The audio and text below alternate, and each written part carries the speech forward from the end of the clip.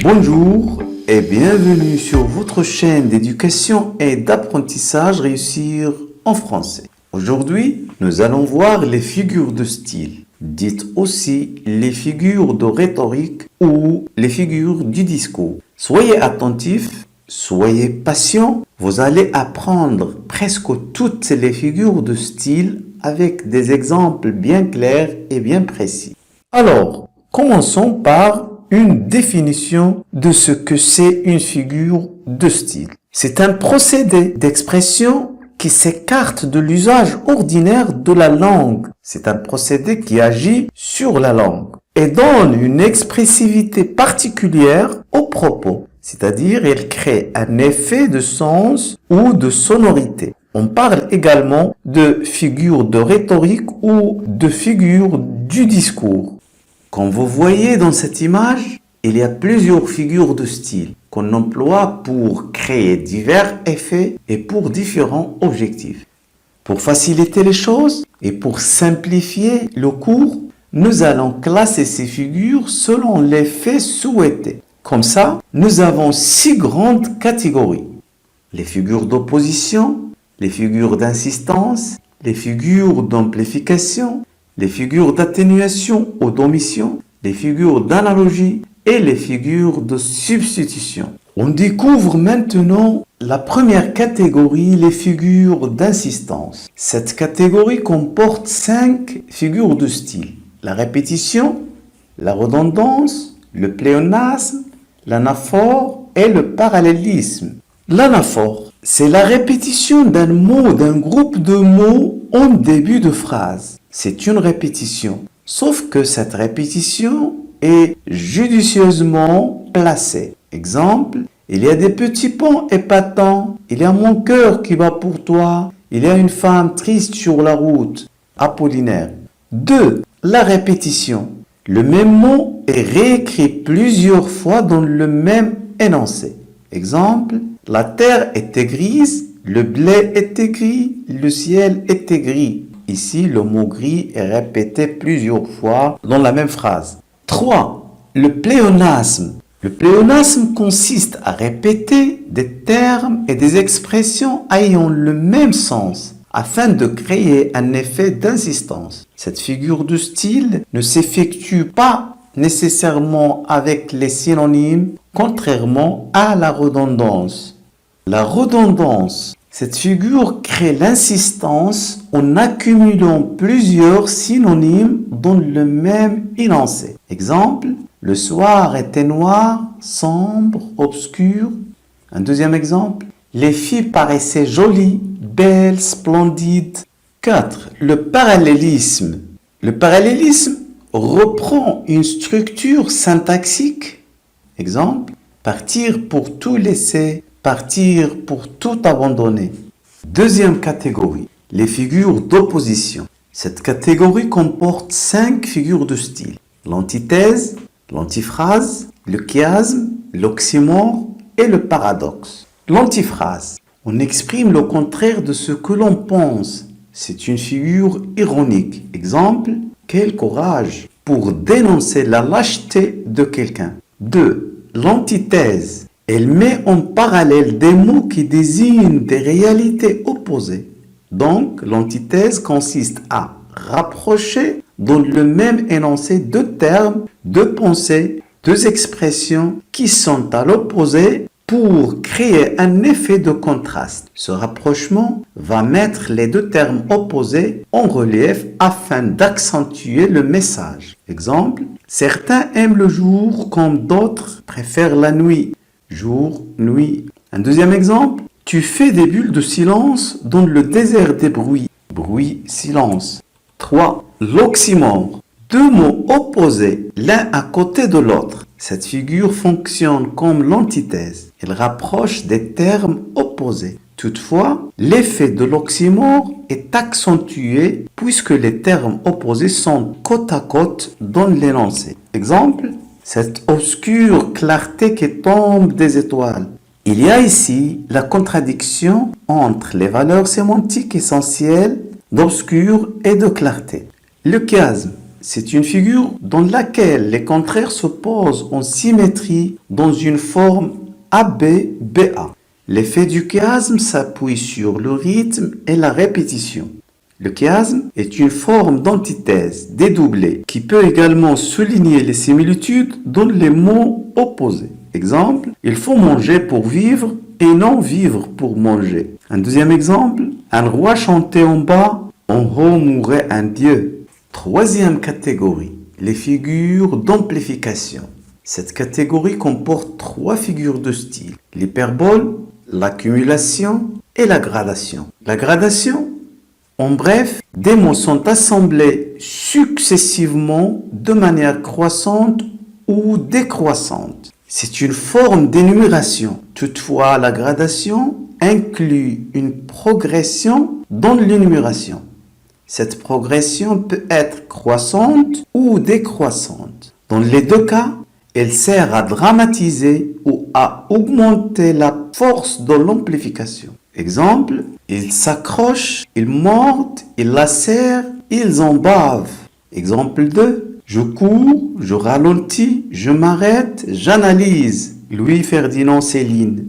L'accumulation, elle crée de l'amplification par une énumération de mots ou de phrases. Cette figure génère un effet de profusion. Exemple, devant eux, sur de petites tables carrées ou rondes, des verres contenaient des liquides rouges, jaunes, verts, bruns, de toutes les nuances. Guy de Maupassant. L'hyperbole, elle exagère l'expression d'une idée pour la mettre en relief, pour l'accentuer, dans le but de créer une forte impression. Il consiste à jouer sur le syntaxe et sur le lexique. Il peut être utilisé afin de convaincre ou d'amuser, distraire le lecteur. Exemple, je crois que je pourrais rester 10 000 ans sans parler. Jean-Paul Sartre. L'ascendette, il n'y a aucun mot de liaison entre des groupes syntaxiques qui se suivent. Exemple, le jour tombait, la terre devenait grisâtre, j'attendais l'œil fixé sur la ligne des arbres où l'un des 2 chemins conduisait tout droit. J'étais inquiet. Henri Bosco. La polysynthète, c'est le contraire de la synthète, c'est-à-dire qu'il y a une exagération des mots de liaison. Répétez une conjonction de coordination devant chaque terme d'une énumération. Exemple, avez-vous dans les airs entendu quelques bruits? Les vents nous auraient-ils exaucé cette nuit? Mais tout dort, et l'armée, et les vents, et Neptune. La 4e catégorie, les figures d'atténuation ou d'omission. Cette catégorie comporte 4 figures de style, la litote, la prétérition, l'euphémisme et l'ellipse. La litote, on suggère quelque chose mais on ne le dit pas clairement, c'est-à-dire elle exprime des idées qui présentent un sens implicite plus fort qu'un sens explicite. Ce procédé sert à faire des commentaires, des hommages ou des confessions. D'un point de vue linguistique, la litote est souvent représentée par une double négation. Plutôt que affirmer un fait en niant son contraire, la litote a un effet plus fort que l'euphémisme. Alors que l'euphémisme atténue le sens pour cacher les idées déplaisantes, la litote utilise des expressions plus faibles pour évoquer plus qu'elle ne le dit.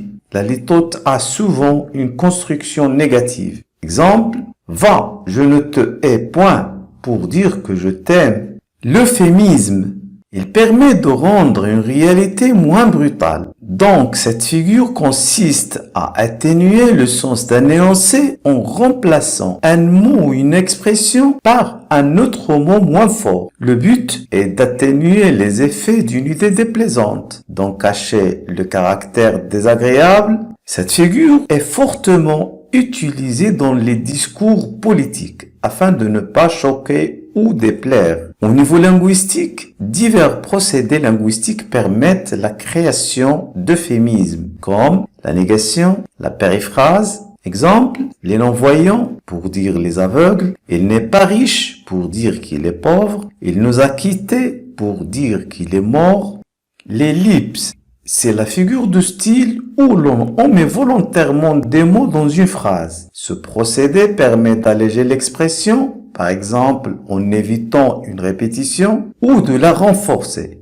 L'ellipse est un procédé fréquent dans les proverbes et les petites annonces. Exemple, on trouve une ellipse grammaticale dans l'incipit de l'étranger d'Albert Camus. J'ai reçu un télégramme de l'asile, mère décédée, enterrement demain, sentiment distingué. La prétérition. On fait semblant de ne pas vouloir dire quelque chose, mais on ne le dit quand même. Exemple, je ne vise personne. C'est une figure fondée sur l'atténuation et par laquelle on affirme passer sous silence quelque chose dont on parle néanmoins. Exemple, c'est Jacques, pour ne pas le nommer, qui était contre votre invitation à cette excursion. Un troisième exemple, il est inutile de rappeler que les membres du groupe doivent respecter le règlement.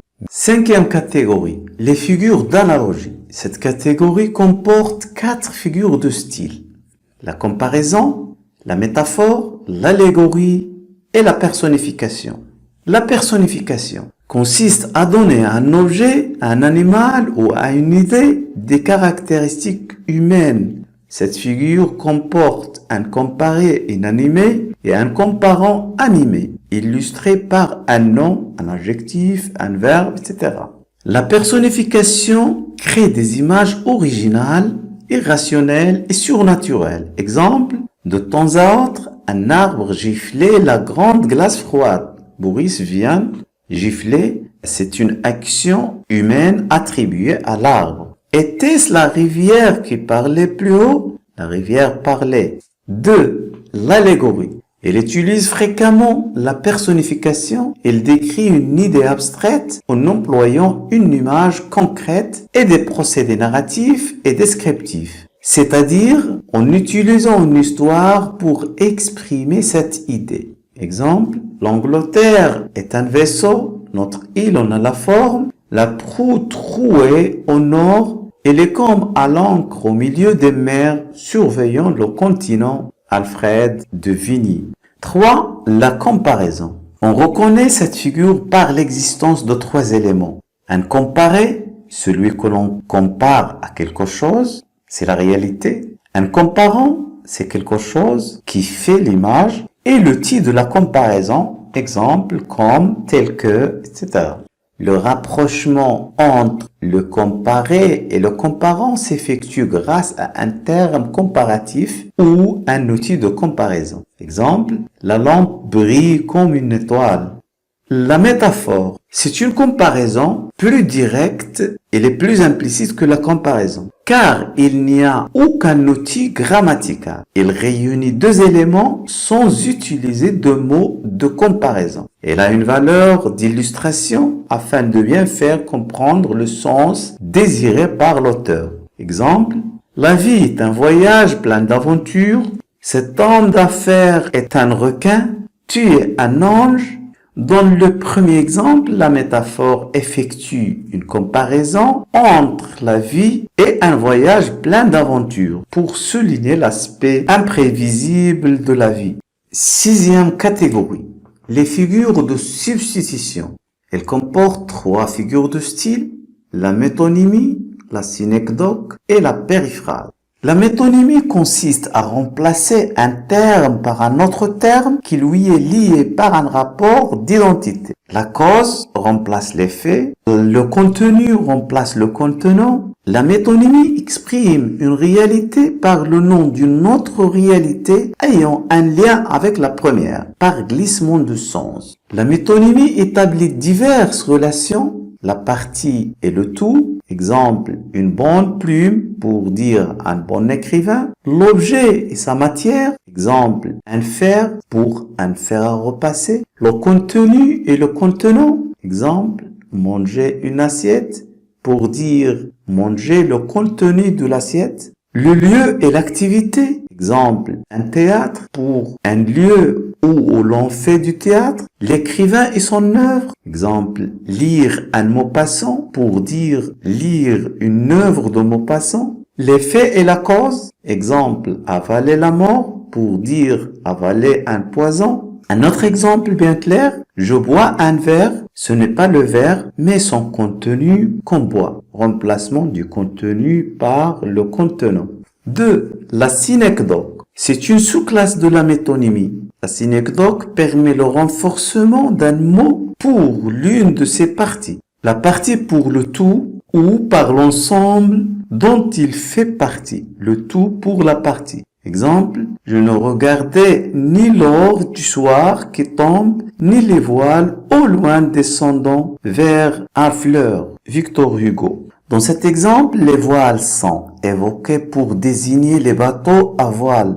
La périphrase, c'est la figure dans laquelle on dit en plusieurs mots ce que l'on pourrait dire en peu de mots. Généralement, on remplace le mot par un groupe de mots qui le définit de façon imagée. Cette figure permet d'éviter la répétition et de mettre en valeur une ou des caractéristiques de la réalité évoquée. Exemple, les miroirs de l'âme révélaient son désespoir. Les miroirs de l'âme sont les yeux. Cet homme n'avait pas toute sa tête pour dire qu'il est fou. Le pays du soleil levant est intéressant à visiter. Le pays du soleil levant, c'est le Japon. L'or noir, le pétrole, la ville lumière, Paris. On emploie beaucoup la périphrase pour désigner des endroits, des périodes ou des personnages connus. Merci de votre attention et à très bientôt.